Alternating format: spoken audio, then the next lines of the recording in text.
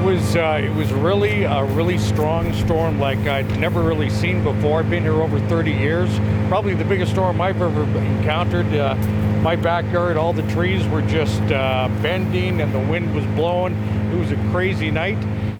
Emergency crews in British Columbia are working to restore power to thousands of people on Vancouver Island still without power tonight. A devastating storm called a bomb cyclone swept through the region earlier this week. Hurricane-force winds knocked over trees, damaging several homes, and several communities have been cut off. Ahousaht First Nation members are feeling concerned as power has yet to be restored after that bomb cyclone hit BC, and concerns grow as another storm approaches. Curtis Dick is with the Ahousaht First Nation Emergency Response Team.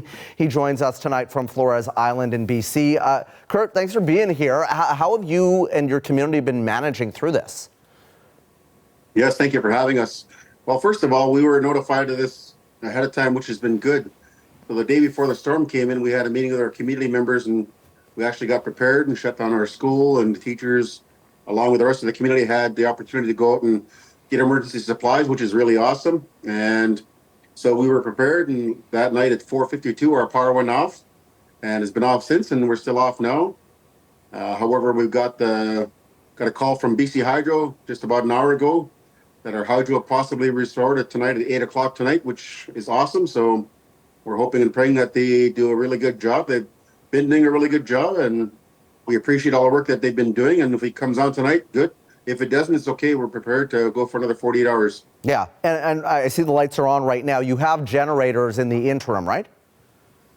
So our generators are in our public buildings right now. I'm in our T-Bird Hall here, where our community's having a community potluck dinner tonight. So we have a big industrial kitchen here.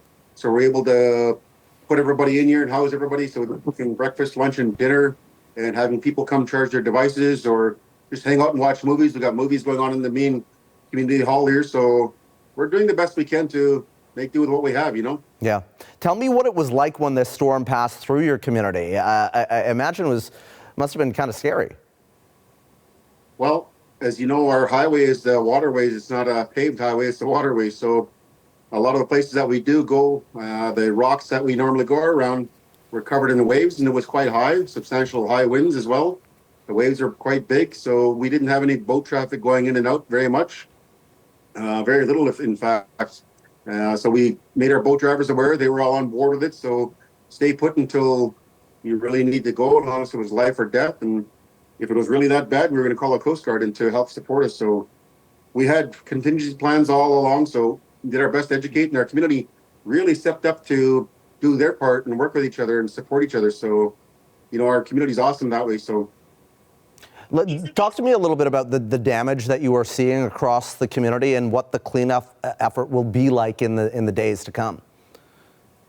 So as you know, the cyclone bomb, if you will, and however it was categorized as, it's sort of, we were hit with northeasterly winds and then southeasterly winds. So the mixture of that came at our waterfront here, just out in front of us here. And our shoreline is hit pretty hard, so a lot of soil erosion, or sand erosion, if you will. So that's been pushed back a little bit, so we're going to have to go and repair some of that. We've had a lot of logs come in, also help take out, if you will, some of that blockade that we had put in place already. So repairs like that will have to be done. And at our front beach where the new lots are there, that may have to be taken a look at yet. We haven't done a full evaluation yet.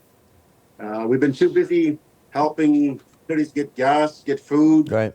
Helping the elderly, getting firewood. So the assessment will be done probably as we go along in the next couple of days. So.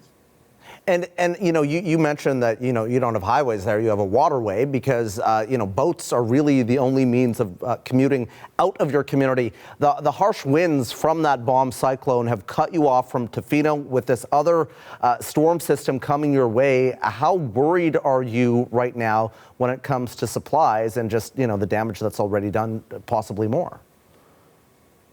So on our behalf, we do a lot of investigation to working with emergency management, climate readiness. We do a lot of work with municipalities such as Tofino. So we got their contact information with the RCMP here locally, the Coast Guard, our neighboring communities. So we've done a lot of reaching out prior to this even coming in and notifying them of our needs and our concerns if we had any. but more importantly, do what you can at home to the best of your ability. And if there's nothing that they can do that helps sustain themselves during the storm, we then put our resources in to support that. For example, boarding up windows or just really batten down the hatches, if you will. Yeah. Tell me what your community needs right now to make it through these next couple of days. What can be done to help your community?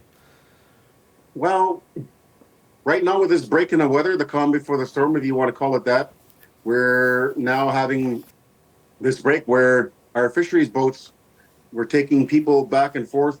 It costs to get out of our community $30 one way, $30 back.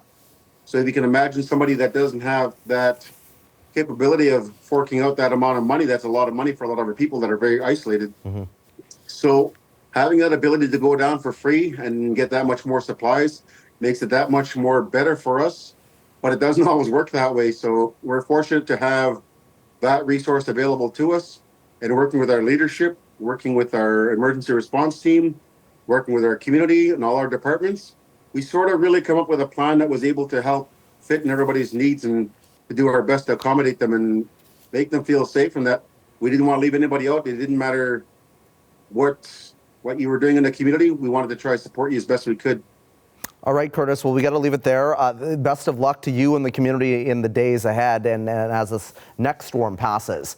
That is Curtis Dick. He is with the Ahousaht First Nation Emergency Response Team, joining us from Flores Island, BC tonight.